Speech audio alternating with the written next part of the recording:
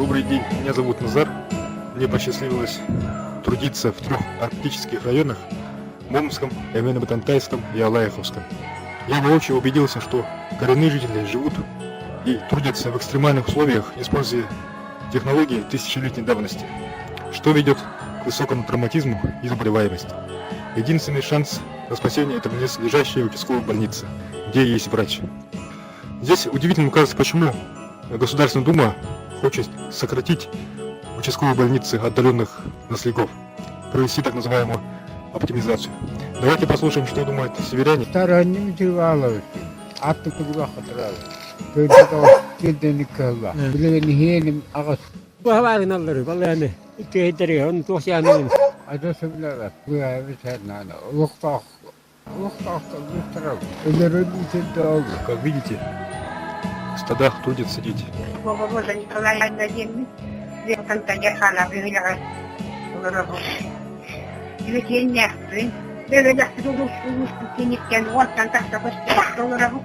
Ondan sonra valdi uçaskolar, valdihalar, kabullanlar baba, size boğuna nağa. Anne bir halde kuru olur. Знаменитая кличка астронома, которому приходилось на оленях транспортировать тяжелых больных из Сакрыда, Якутска, преодолевая 1000 километров. К сожалению, не все выживали в этой поездке. Поэтому сокращение участковых больниц может привести к таким последствиям, то есть это будет шаг назад. Мария Тимофеевна Дудаева, ветеринар Эвенко, рассказывает, что на севере нет дорог. Действительно, это река Сакрыр, которая никогда не замерзает. Здесь очень бурное течение, которое легко, как щепку, уносит 20-тонную гусеничную вездеход. А там, где нет реки, есть мягкая лесотундра, которая изрыта тяжелыми колесами грузовиков, и проехать на скорой помощи невозможно.